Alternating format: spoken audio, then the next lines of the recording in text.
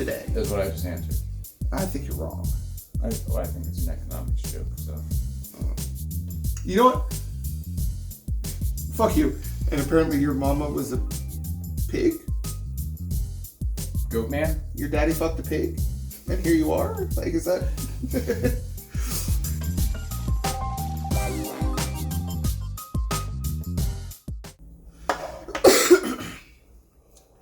Good evening, demons and duendes. Welcome to the Sip and Shmoke Paranormal Podcast. I'm Sip. And I'm Shmoke. And we'll be your guides through the paranormal, cryptids, and everything in between.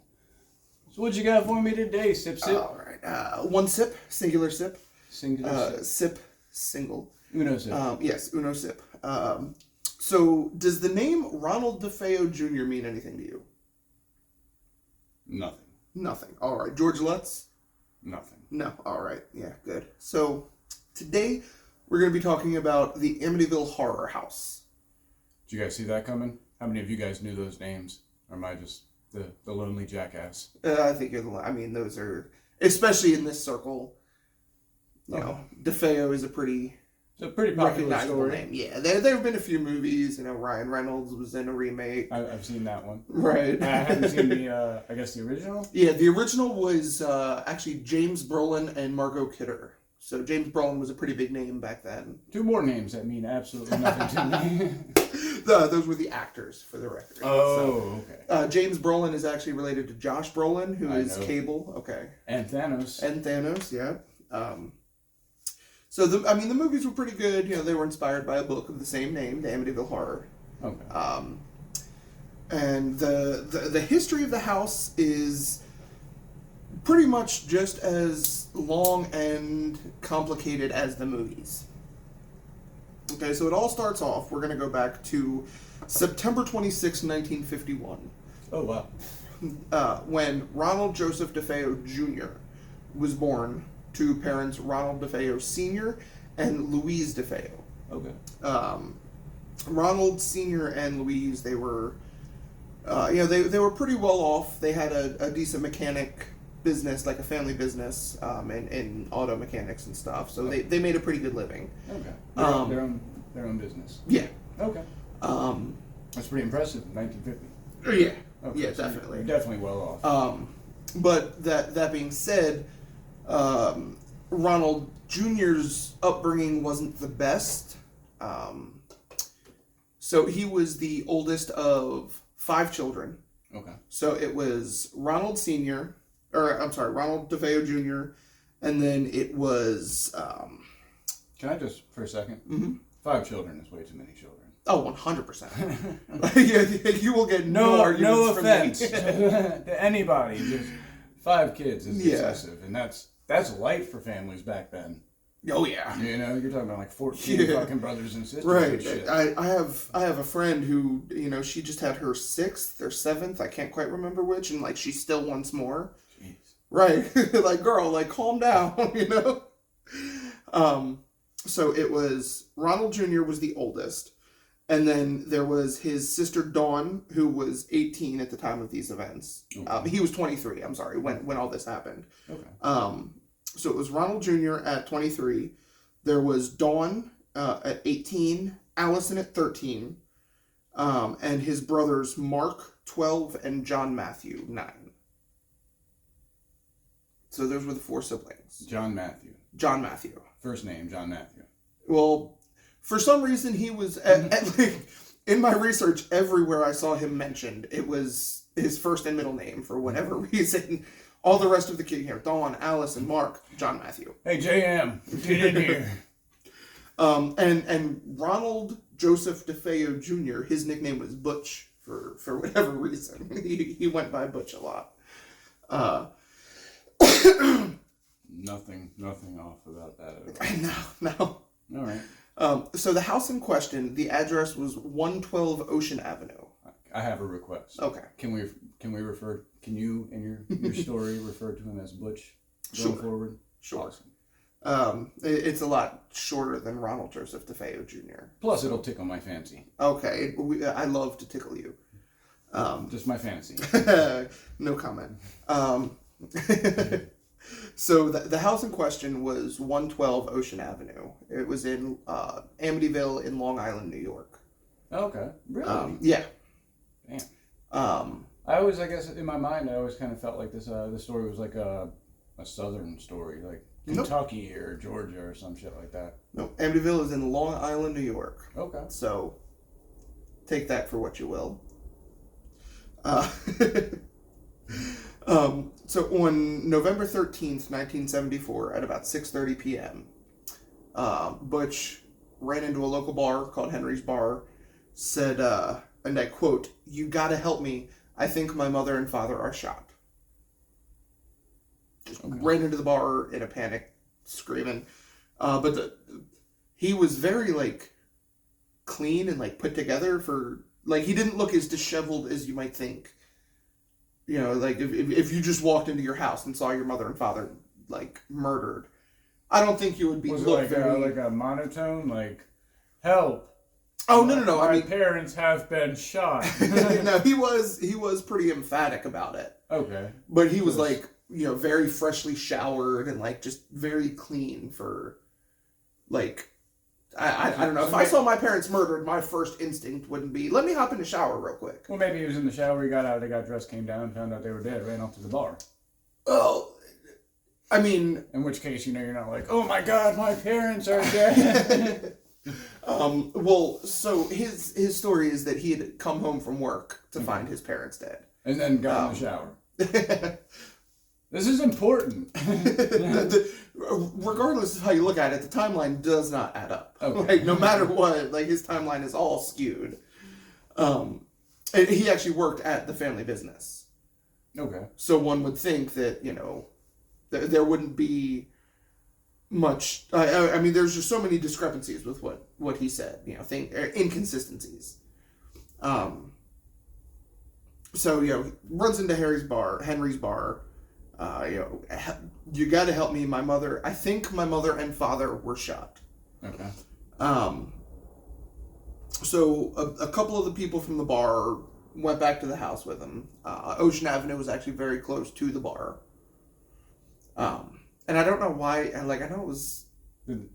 Yeah, I'm confused. Like, they didn't call authorities. They were just like, any volunteers? Yeah, that doesn't make sense to me. I'm only one drinking. I'll go. Right. So they all went back to 112 Ocean Avenue, and they found 6 bodies. That's more than a mom and a dad. Yeah, that's a lot more than a mom and a dad. 4 more, actually, than a mom and a dad. So through the investigation, all of the victims are as follows. We have Ronald Defeo Sr. and Luis Defeo, both 43. We have both daughters, Dawn 18 and Allison 13. I know I'm going through the ages again, but just to put everything into perspective here. Yeah. And both of the other sons, Mark 12 and John Matthew 9. So that must have been a Grizzly. Yeah. Especially because they were all killed by a .35 caliber lever action Marlin 336C rifle. Close range. All of them, with the exception of Ronald Sr., were killed with a single shot. Were Ronald Sr. and his wife in the same bed? No. Okay. But we're gonna get into a little more detail with this because it's... Now this is a paranormal file, right? It is. Because it's starting to sound a little... Yeah, this sounds like it's just going to be murder porn. But this is... this is essentially the origin story here. You know, this is where... Okay. Not necessarily where everything started, but this is where... It starts to show signs. Yeah, this is where everything kind of picks up, you know. This is the first chapter of this book, essentially. And, you know, I've never actually read the Amityville Horror, the book, but I would assume this is pretty much the first chapter in the book. Let us know in the comments. Yeah. But, so there are a lot of weird things with this. So, again, they were all found shot with this lever-action rifle.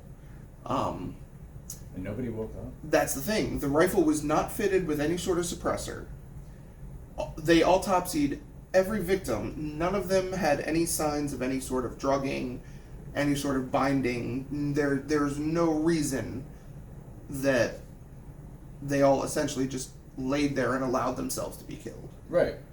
And it's also important to note, I could see maybe like a petrification. I've been petrified in some paranormal encounters I've had in my own personal life where... Well, paranormal encounters, yeah, but as of now, this isn't really looking like I'm just saying, I mean, petrification is a thing. It is. It is possible to be... frozen in fear, fight or flight. Right. But the weird thing is that there was physical evidence that seemed to suggest only Louise, the mother, and Allison, the middle daughter... 13. Right. The physical evidence suggests that only those two were awake when they were killed. But still no struggles. No struggles. Again, no sign of drugging, no sign of binding, restraining, nothing. They just... stayed in bed. How do they know... I'm sorry if you don't have the answer, but how do they know they were awake? How does that autopsy work? I was going to say, I don't have the ME reports from 1947 or 74, but according to all of the sources that I read, the physical evidence suggested that they were awake. I'm assuming that maybe it had something to do with like the scene itself. Like there were scuff, not exactly scuff marks, but like they were... Maybe they had sat up in the beds, so like the splatter marks were different. That's another thing that is interesting to point out, is that all 6 victims were actually, I don't want to say posed, but posed. They were all found laying face down. Really? Really. So they all just flipped over in bed and let dude shoot him. Right, apparently. Okay. Apparently all of the boys and... That's the definition of paranormal. All of the boys and Dawn were apparently just really heavy sleepers. All these gunshots and not a single one of them moved. Right. Again, we don't and they know all that sleep they in the were... exact same position. That's how right. Everybody in this family, we're all stomach sleepers. Sorry, Sip has to... What's that, Sip? Flying Dogs Double Dog Double IPA. See? Double dog. Sip. Double... Sip it to the sip. I walked into that. Okay, so... This is pretty much the end of... This is the end of the normal in this. I mean, well, what happens to the guy? Butch? Yeah, Butch is arrested. Yeah, that's where we're getting. That's where we're going now. So, Butch's story changed more than a handful of times. Okay. The first thing that he said is he came home to see his sister Dawn and a random unknown person who ran away before he could get an ID, killed everybody. And then Butch killed his sister fighting for the gun. That was the first story that he told. Okay. And then after that, the next story that he told was that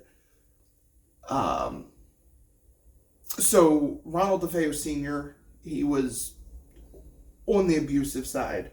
It definitely wasn't, a good family dynamic. DeFeo Sr. was abusive and a drunk, and Luis DeFeo was just very passive and just kind of sat back and let everything happen. Please seek help if you have any domestic violence issues. There's help available. Please seek it out. Sorry. So the family life was definitely not a pleasant life. So the second story that Butch told authorities was that Dawn shot Defeo Sr. And then in a fit, Louise shot and killed all of the children. And then Butch killed Louise. That was the second story that... All right. Yeah, the blank look that you're looking at me with, that was kind of my face while reading this. Yeah, because it's like, okay, so like everybody just ran off to bed and like laid down. Like, okay. Right. You got the gun from me, I guess it's my turn. None of it makes sense. Do you think this was some sort of like ritual? I know some families are into some crazy shit. So, I don't really know. I'm not entirely sure what my opinion on this is, as far as what actually happened.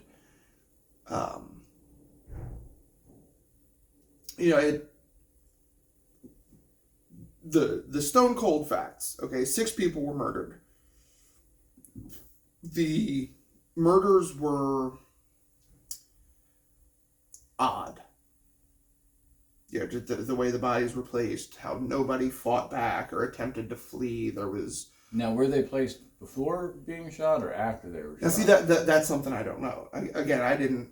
I wasn't able to find, ME reports or anything. Unacceptable. Yeah, you're right. You're right. I also had some technical difficulties, like I told you. My computer crashed while I was doing all this research the first time. And all of my research notes disappeared. So I had to run everything back and do everything again. 100% homegrown here in the state of Maryland. Yeah, something like that. Best excuses you can find this side of Mason-Dixon line. I forgot where I was. Okay, so yeah, the facts. Dawn killed. Yeah, I don't. I think it's equally likely that either A, he just lost his shit and killed everybody, but that there's still a few things that doesn't tie up quite nicely with. None of it ties up quite nicely. Or B, what his final excuse was to the authorities. So this is excuse number 3. Or story number 3. So yeah. He eventually came out and said, yes, he killed them all. There were voices that told him to kill everybody. Okay. And he said he started with his father and he just couldn't stop. So I think either, my personal opinion is either he just snapped, or given everything that happens next, I feel like the voices theory could be plausible. Okay. So what happened to him? I mean, he tried. Did he go to a mental hospital? Nope. Did he go to jail? So penalty? His attorney did try to get him off with the insanity plea. Okay. Failed. Nice. He did get convicted of 6 counts of second-degree murder. Okay. And he was sentenced to 6 consecutive terms of 25 to life. Okay. And he actually died just March of last year. Oh, okay. Died in a prison in New York. I can't remember the name of the prison. Almost a year. But, yep. It's been almost a year since Butch Defeo died in jail. Okay. So, as far as lending a little bit of credence to he just lost his fucking mind, he took the brunt of most of his father's abuse. Okay. And very early on, he took to drugs to help him cope. His drugs of choice were marijuana and heroin. Okay. Well, let's marijuana or heroin, because marijuana is not really a drug. I've seen Reefer Madness. Okay. So I feel like there is a chance that he just kind of snapped. Okay. You know, that to me is a plausible, right? But all of them being face down, nobody struggling, nobody even trying to leave or run away, like, let alone trying to fight him off. Like, nobody even tried to run away. Right, and it would make sense if they were drugged, but there was, no drugging, so... No drugging, no restraining. They literally just laid there and took it. I had to exit one on that. So, another thing that's interesting is, it's also important to note, I meant to mention this earlier, the entire process of all of the murders took about 15 minutes. Okay. And he started at 3 a.m. and ended at exactly 3:15 a.m. Confirmed by autopsy. Yeah, confirmed by autopsies and his story eventually, or his confession later. So that was important to him that he got it done in 15 minutes. Well, it was the time, the like time frame itself. 2.4. But it's also important to note more of the weird stuff. It's not like this house was isolated. What do you mean? They had neighbors. Okay, like it's just a suburban house. Yeah, just a nice, quiet little suburb. Okay. According to their own statements, there were multiple neighbors that were awake at the time. Not a single one of them recalled hearing any sort of gunshots. And this is a loud gun that they're... Yeah. We'll actually include... I'll include a picture of the rifle itself. Okay. And it is a loud lever-action rifle with no sort of suppressor on it. Okay. But somehow none of the neighbors who were awake reported any gunshots. The only thing that anybody said, and I think it was 2 or 3 of the neighbors said that they heard the family dog, Shaggy. He was a sheepdog. 2 or 3 of the neighbors said that they heard Shaggy barking. Does Shaggy survive? Yeah, Shaggy's fine. Well, I'm pretty sure he's dead now. This was like 50 years ago. A good, happy dog life. Excuse me. So, there was... It doesn't make sense to me how not a single person who like in any of the surrounding houses nobody heard any gunshots, any commotion, any screams. Like, it was just a normal night. A yappy dog next door, all right, How do you not hear that? Yeah. Unless you can't hear it over the dog barking. I don't know very many guns that, if fired without a suppressor, are going to be softer than a dog bark. Yeah. Right? I mean, I'm not a big gun guy, but I feel like even a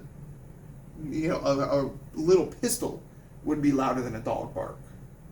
I'm just wondering if there's enough noise. A lot of people, traveling over a distance, it starts to kind of just muddle itself together. Well, again, it's not like their closest neighbor was a mile away. Like they had close neighbors. That. I'm just saying, when you have a bunch of noise at one time, cars passing on the street, dog barking. How many cars were passing in 1974? I don't know. Speculate. People drive. I mean, yeah, people drive, but I mean, I feel like 74 wasn't exactly, and in a small town in... I mean, you're talking about collector cars, like 69 Mustangs and stuff like that. I mean, cars were a big thing. Well, I mean, I know they existed, obviously. Like, people drove. I'm well aware of that. I'm just saying, I feel like a small little suburb in Long Island, New York wouldn't have a whole shitload of vehicle traffic in 1974 at 3 o'clock in the morning. That's fair. But that's just my assumption. I could be wrong.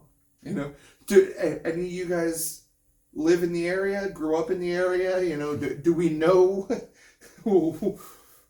anything about that time in that area? Am I wrong? Probably. Again,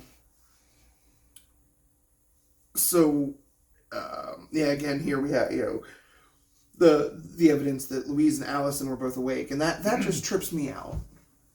I think more than nobody. I mean, nothing about this makes logical sense. But the fact that they were awake and didn't try to run or...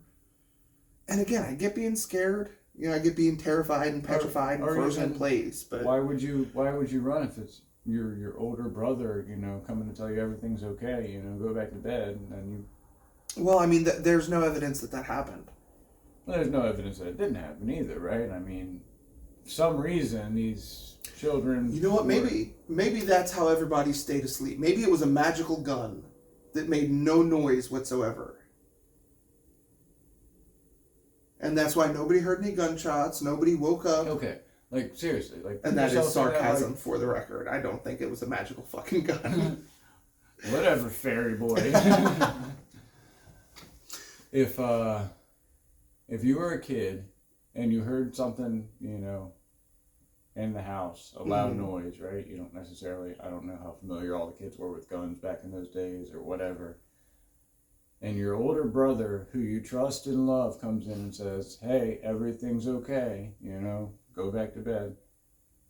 You can't put yourself in that, like, perspective, and they feel okay to, like, so they're awake, they're comforted by the presence of their older brother, who turns out to be a fucking lunatic. Potentially. Convicted. Convicted of being lunatic, yes. All right, so he was convicted on October 14th, 1975. And he was sentenced to the six sentences of 25 to life to be served consecutively instead of concurrently, which that was kind of a big deal at the time. A lot of the time back then. I mean, granted, you know, that was before... I believe that was before the term serial killer was a thing. Okay. Because that's actually a relatively new concept. I want to say that was like late 70s, early 80s that the term serial killer actually started being used. Okay. But it was weird that that the sentences were to run consecutively instead of concurrently. And concurrently would be that he just serves all 25 at one time, right? In 125. Yeah, which that actually happens more often than consecutive sentences. So what is even the point of it? Are we really going to get into the philosophy of our legal system here in America? That's a whole nother monster. Join in for episodes 7, 8, 9, and 10, where we discuss the American judicial system.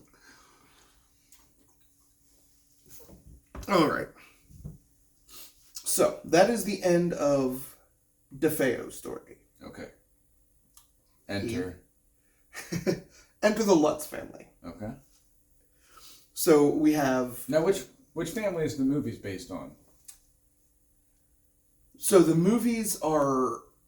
Specifically the Ryan Reynolds the Ryan Reynolds played George Lutz. Okay. But the same with James Brolin. James Brolin also played George Lutz. Okay. But the stuff with the Defeos was very much involved because they feel like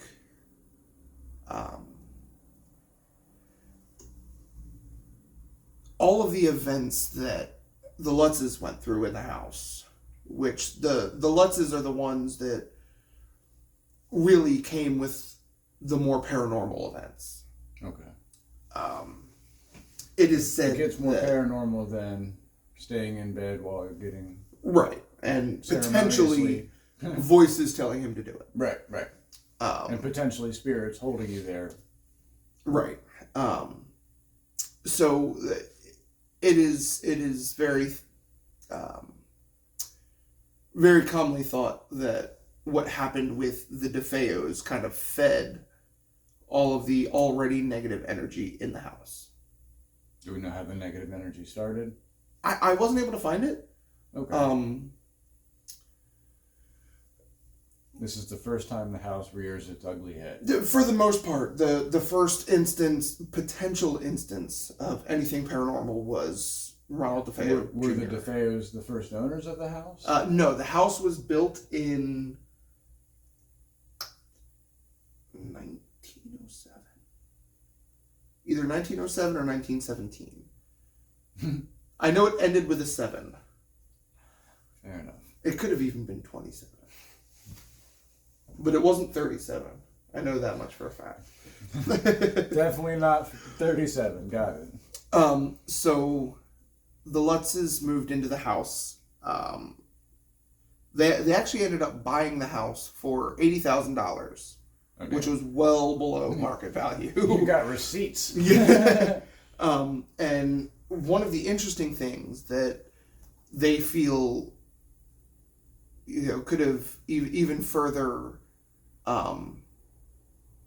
fed into everything that they experienced, with the mortgage closing costs and everything, for $400, the entire house was left with the DeFeo's furniture. So they bought the house. Why would you want... So they didn't have to pay the money to furnish it themselves? Did they know the story? I'm not entirely sure if they knew. Did they keep the beds? I don't know. I don't know exactly what happened with all of the furniture, but I know that they bought the house with all the furniture. You just switch out this mattress and everything will be okay. Oh, those stains? No, that's not blood. But they bought the house, essentially as is. And it was very, very nicely priced. And they thought it was a steal, and they had 3 kids, so all right, yeah, we're gonna do it. They stayed in the house for exactly 28 days. That's it. They moved out after 28 days. Holy shit. Yeah. Yeah, things started quick and they started hard. This is where I want to be. Just remember you said that this is where you want to be.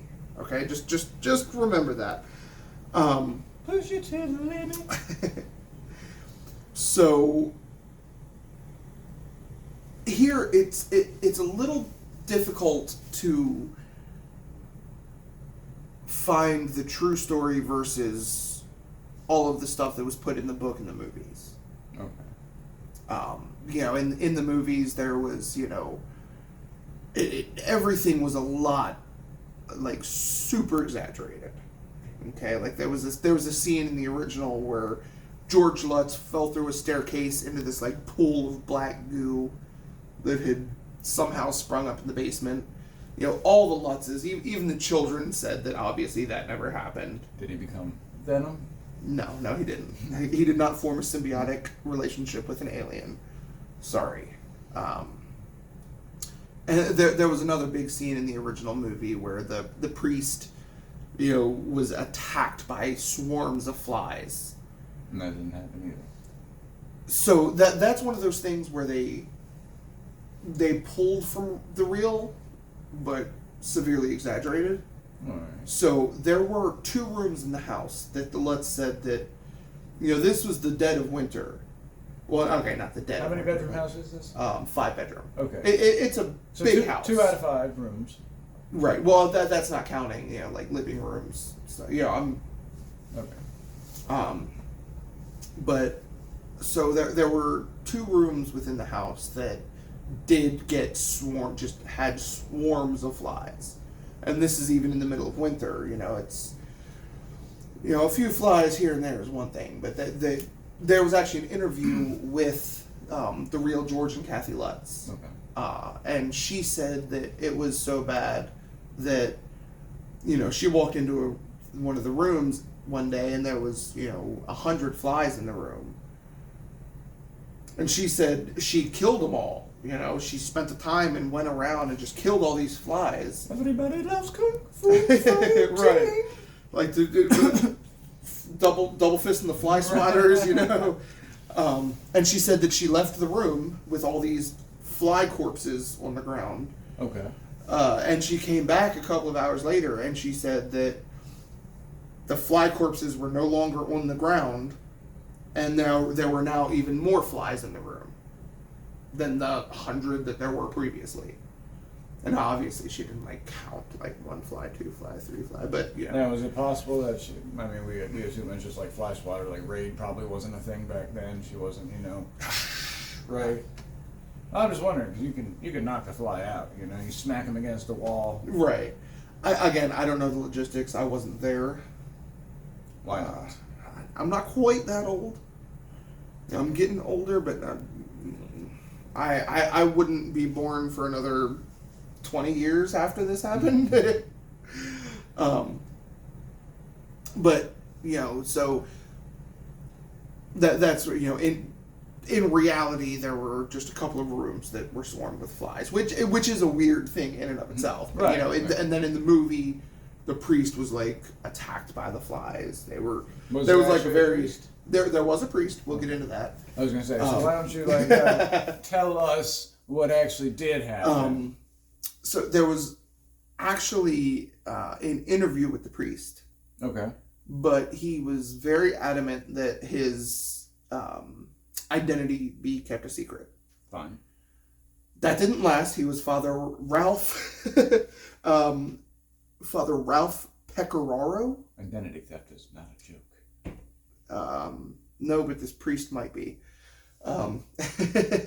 Jeez. Pope is sending out assassins now. So, but we're not at the priest yet. All right, there's still other happenings before they called the priest in. I'm sorry. Continue your foreplay. You're just getting the tip now. All right. You've already pulled me so far out of the order of my notes. The fly thing didn't come until later. All right, well, you can regather, get your shit, get it all together.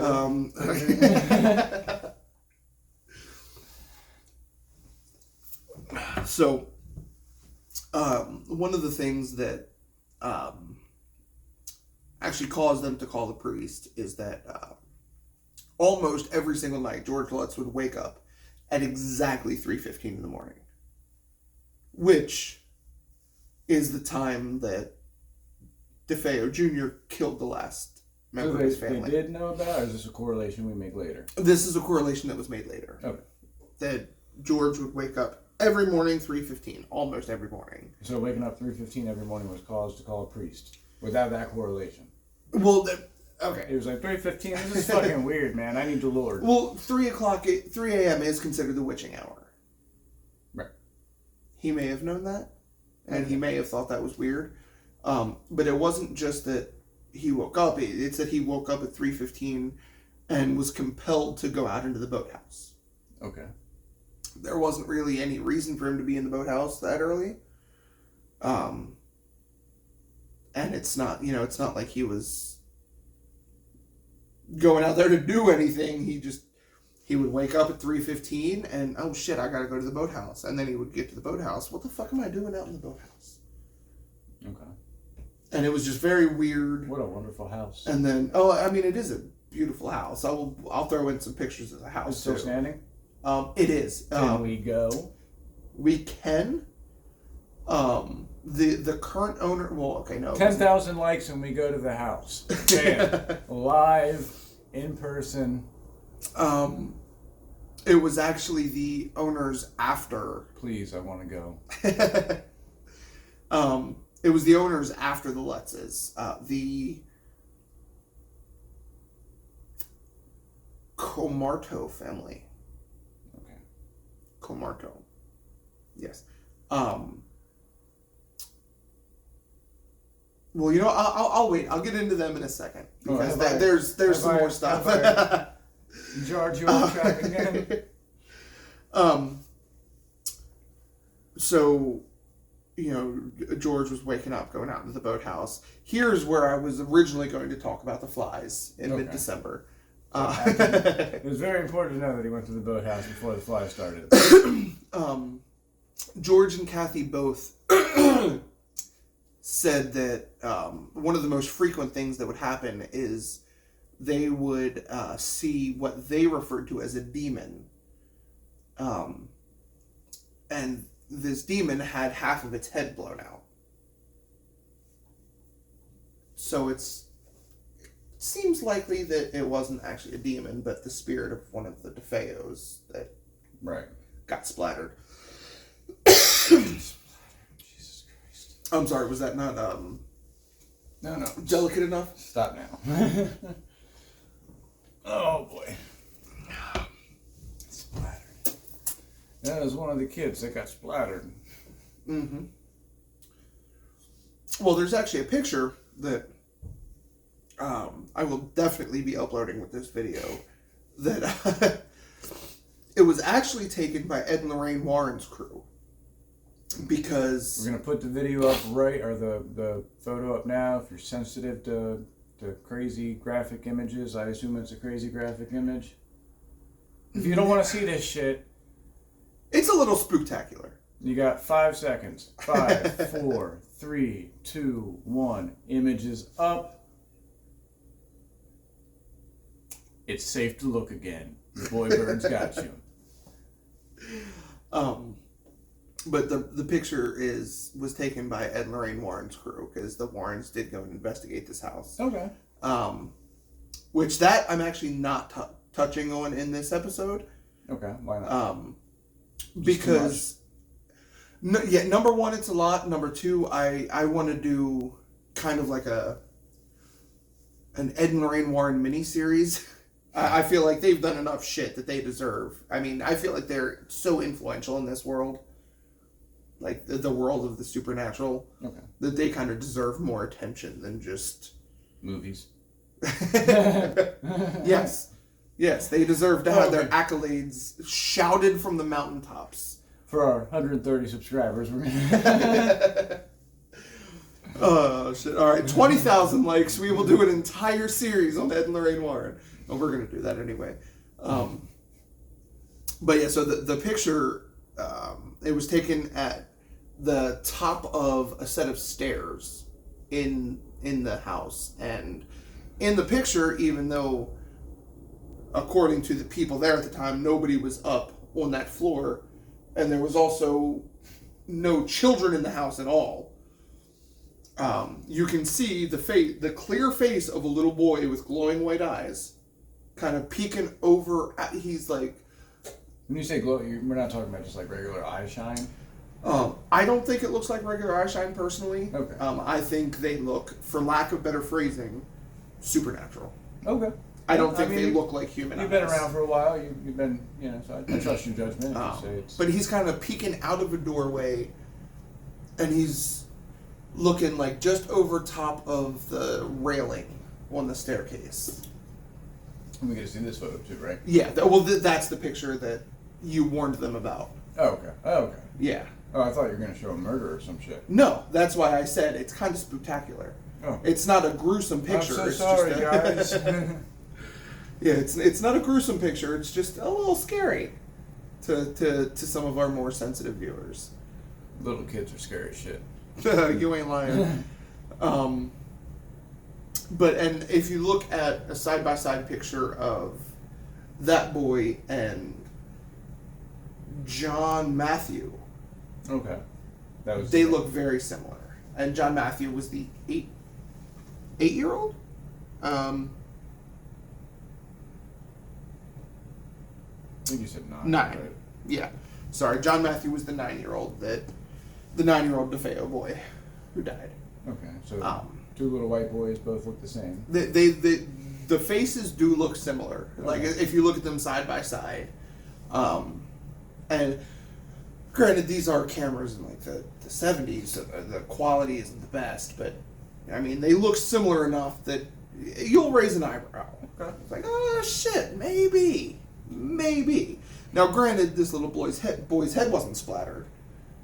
That's always good. You know, if that were the case, yeah, it would be a gruesome, like, trigger warning here. But no, just a scary little boy. Okay.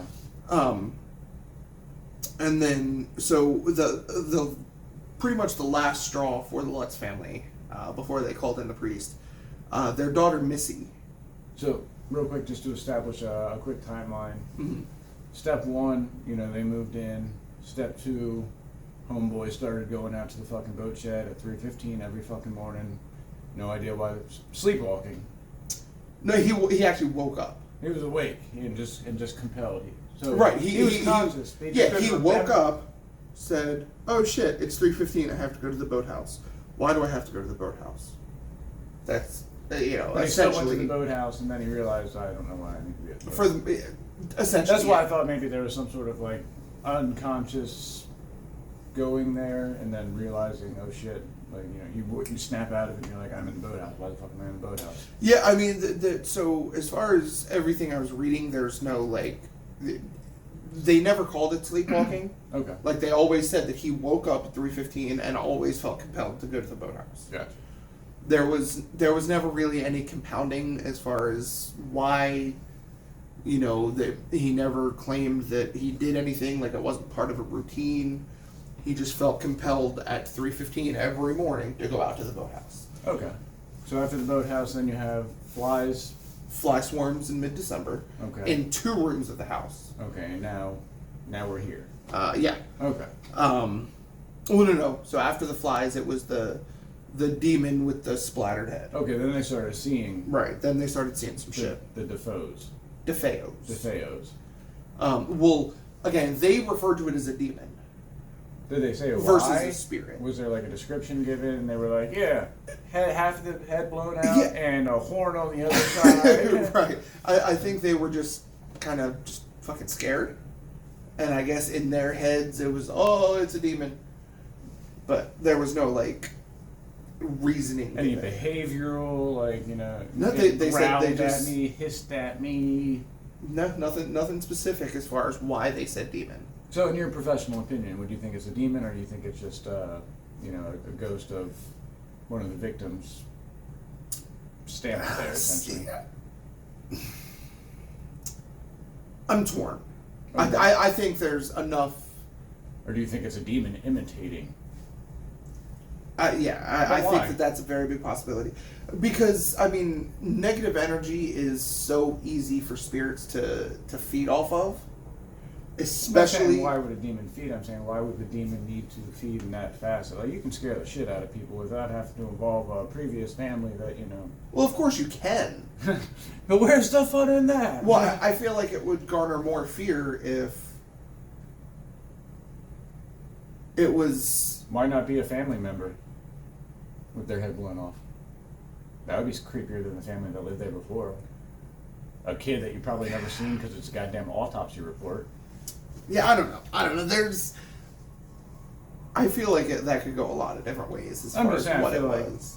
I feel like that. Well, for me, I just feel like as I'm hearing this story, my opinion sways more towards like a ghost, right, than a demon at this point.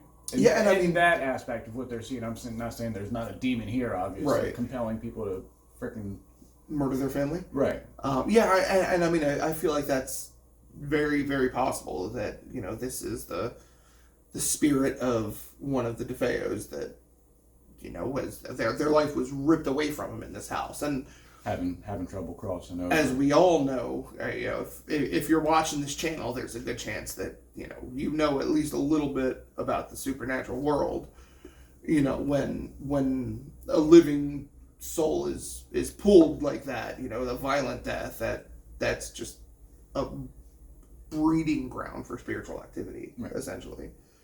And you had 6 of those. Yeah, exactly. There's no shortage of negative energy in this place. Roll the dice and you're fucked either way. Yeah. 6. So the last straw before the Lutz is called Pecoraro. That's a hard name to pronounce. Father Ralph Pecoraro. Doesn't seem so difficult. Pecoraro. Sip. Sickle sip. So Sickle sip? Single sip. Sounded like sickle sip. Let us know in the comments if he said sickle sip.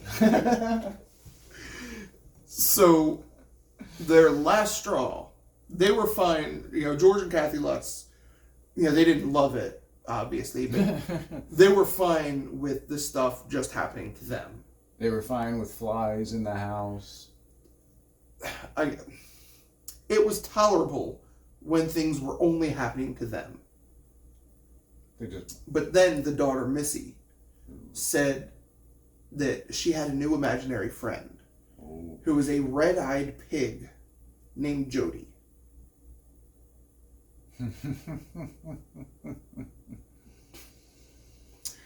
Comical to us. I imagine if my young daughter ever came up to me, not that I have a young daughter, but if my young daughter ever came up to me and said, "Hey, Daddy, I have an imaginary friend, and she's a fucking red-eyed pig named Jody," I imagine I might be a little wigged out by that. Especially if all this other stuff was already happening. I'm probably liable to get chokeslammed by a ghost, because I'm going to be Jody. Like, oh, yeah. Taser face, come on. Why you picking on a kid, Jody? Fucking pig.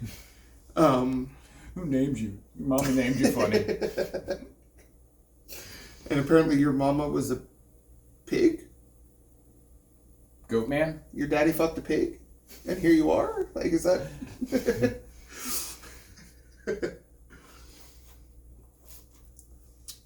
So, that was their last straw. As soon as she started seeing pig people. As soon as the children became involved in this shit, they were like, "Look, we don't want this anymore." Like, with us, it was one thing. We're adults. We can handle ourselves. We can take care of shit. But like, these are young children. Like, we need to get some shit figured out. Round of applause though for actually making the right call. How many families are like potentially hold that round of applause. So they called in Father Ralph Pecoraro. So he came in. He was going to exorcise the house. Okay. He started in the sewing room. Because that's normal. So I feel like he was just going. Was that a fly room? No. Okay. I feel like it's natural to start in a fly room. Well, I feel like he was just going to go do every room in the house. Probably start with the fly rooms. But Father Pecoraro never specifically noted swarms of flies. Okay. That would definitely be something, right? If I was accounting this, I would include if I ran across a couple rooms that were just fucking stuffed with flies. Well, he didn't get to every room. Okay. So he started in the sewing room. All right. He started throwing around his holy water, blessing everything. And by his account, first he felt a push on his back. Okay. And he turned around, and there was nobody there. And then he said, again, his words, he felt a slap in the face and a very loud, deep, masculine voice yelling at him to get out. Which he promptly did. My man had zero faith in the Lord. Well, we're gonna talk more about Father Pecoraro in a minute. But one of the so after he left the house, he developed a very, very high fever. Okay. And he would get these big blisters on the palms of his hands, almost like the wounds of a stigmata. Is what he likened it to. Really? Yeah. Why didn't they put that in the movie? That feels like a good, It does, but I feel like they already, overdid it with the whole fly thing. Like, you can't be attacked by flies and get a stigmata. I mean, I would rather the stigmata thing. Oh, so would I. I mean, but holler at us, Hollywood. We can do way better than half the shit that's out here. Yeah, we'll write your movies for you. Sip and Shmoke presents. I mean, we're launched. This is not just a YouTube channel. This is a fucking brand. I helped build it. Yeah, I know. Oh, I'm letting them know. Oh. Frickin' brand. Fucking. brand. It's a fucking brand. Right now, we've only Put got some stank on that shit. We've only got a couple videos on YouTube at the moment, but there's so much more in the works here, guys. So just stick around. So after this, the Lutzes were like, fuck this. We quit. Right. They rage quitted this life. Well, I mean, that's fair. You phone a friend, the priest comes in, and he's like, nope, he nopes out on you, and who else do you call? So as far as the house itself, that's it. That's the end of the story. There's no real happy ending as far as the paranormal You said somebody else bought it. Yeah, the other family.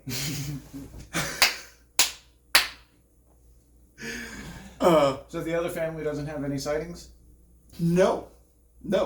And the house is cleaned up. This is where we are going to change lanes. Okay. If the rest of my notes came through, because again, like I said, got serious technical difficulties going into this. Now, as you can see, I started another bullet, and it just... They can't see. My notes decided to not fucking work. Which is why I don't have the name of the other family. That name was in my notes. Oh, I thought you mentioned it earlier. I mentioned something close. I almost guarantee... I threw up a Hail Mary. We'll correct it later. Don't worry about it. I almost guarantee that I fucked it up and got Real it massively name here. wrong. Yeah. But it was similar. It was like the Karama family, Kokomo. Yeah, you're just making this worse. Way down in Kokomo. But this is where we're going to totally change lanes. Okay. So nothing actually happened to that family, like the Lutz family. Just no, they moved out. That's boring shit. Right? Am I wrong? Like I wouldn't even upload a YouTube video. No, I think that would be yeah. But that's it. I mean, like especially if everything happened exactly like that. No, I gotta go. Like now we have it's required viewing now. I need to be here. So in doing the research, and I'm getting rid of my notes because it fucked. So the rest of these notes are from my head, but these are the most recent notes that I took, so they're still pretty fresh. Keep an eye out for flashing text. So the Kokomo family. Right. They came out and publicly said these guys are fucking lying. That seems kind of like a personal attack. Like no, they never met each other. Like they have no. That's what I'm saying. Though, like connection. Why such a malicious? Like why not just hey, we've never experienced anything. Why so pointed? Like there's a lot that went into that actually. Okay. So when I say that now is where we're going to change lanes. Okay. There is a very good chance that none of this ever happened. Well, outside of the murders did happen, the Defeo murders. Okay. That is documented. That is well on point. I mean, there's a litany of proof that happened. Okay. Oh, we're getting back to Mr. P. No, the Lutz family. And right, but Pecoraro. Yeah, and Father Pecoraro. So we'll actually go with Father Pecoraro first. Okay. He has been linked to a number of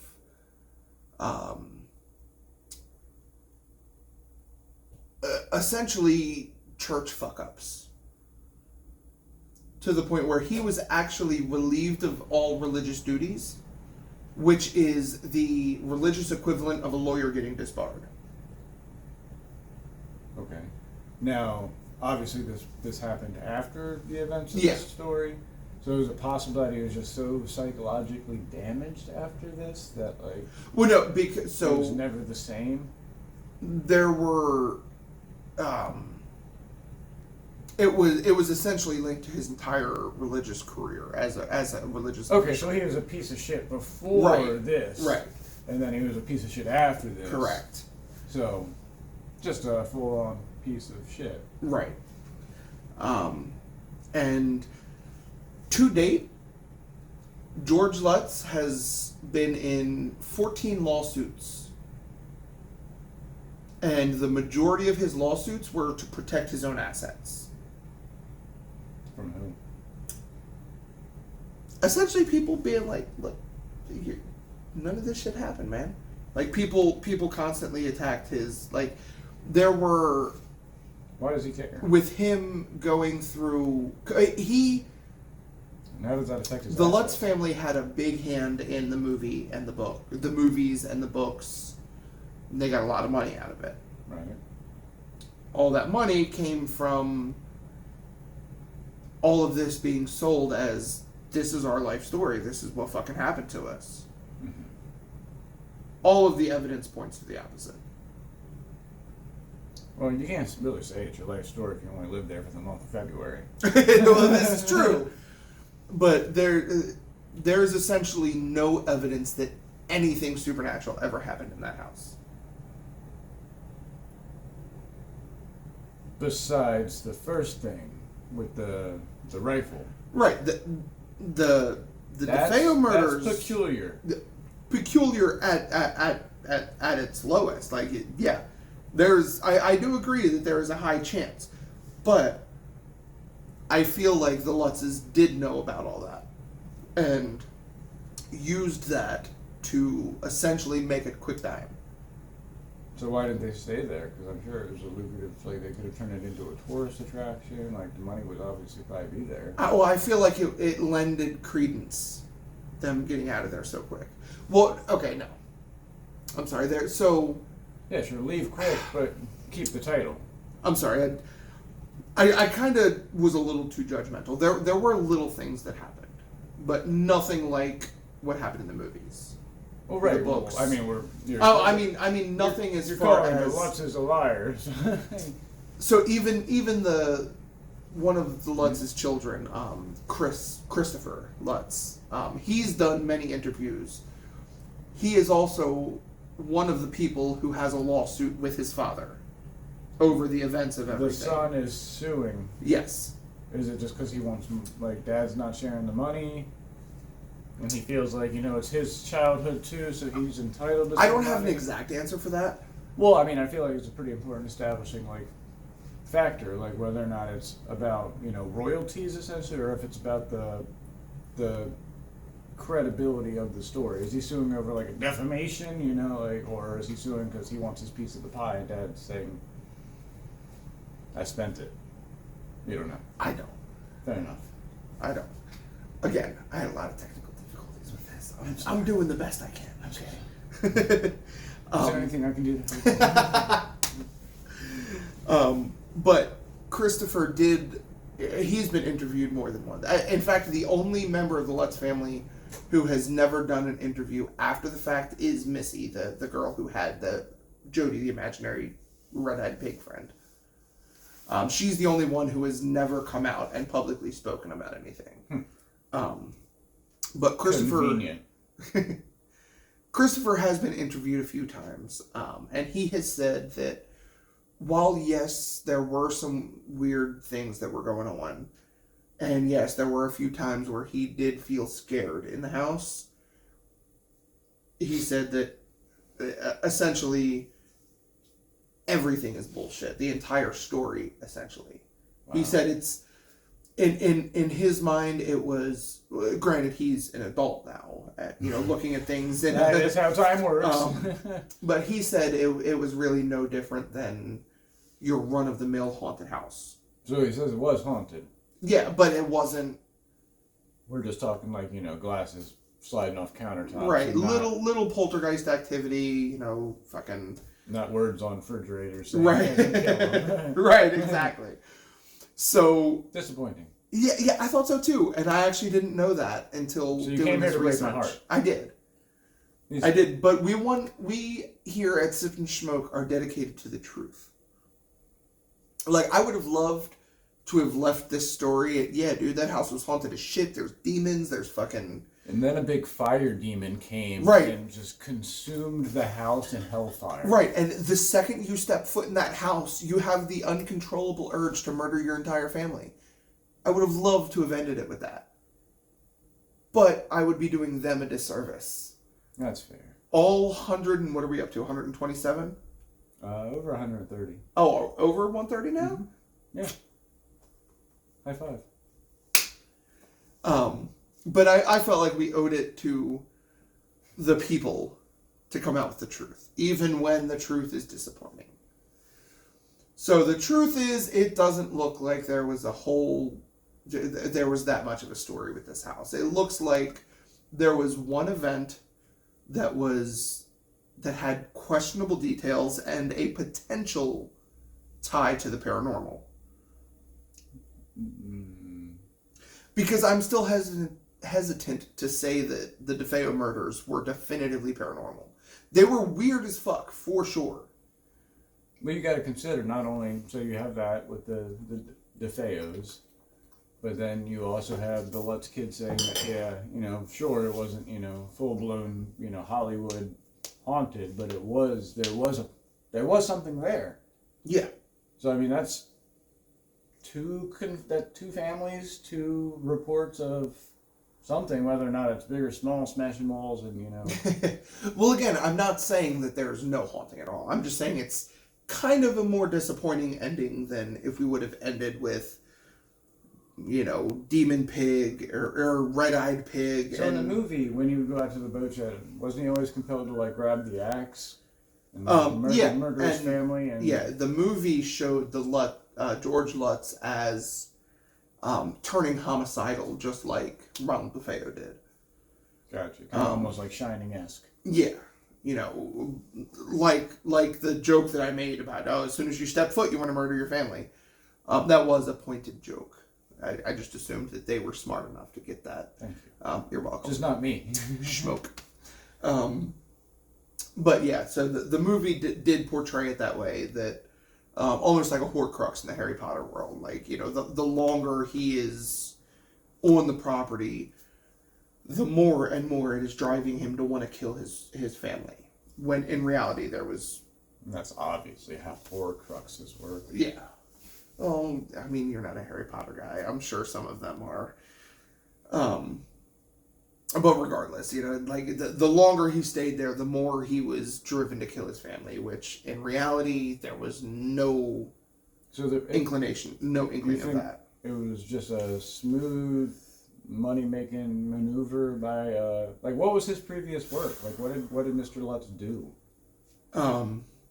Was he a clerk at the fucking local grocery store? Because then I don't think he's, I don't actually know, but I do know that Christopher Lutz had...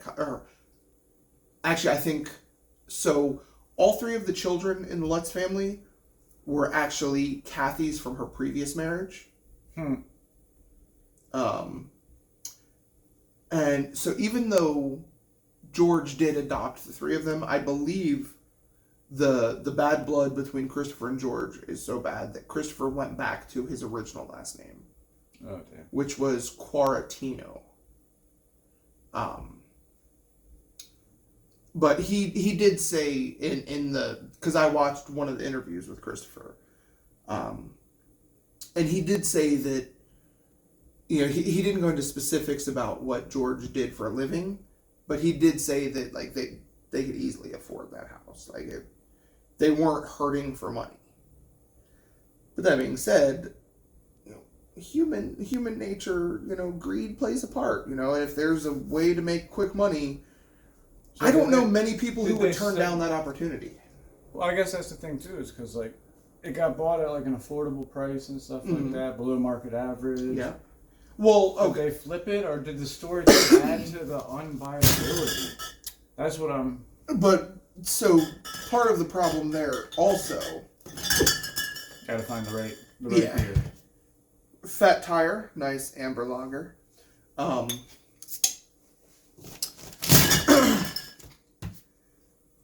You also have to factor in what is 80,000 then equivalent to in today's money. You know what I mean? $650. What does $80,000 then have the buying power of today? Is what I just answered. I think you're wrong. I think it's an economics joke. So, you know what?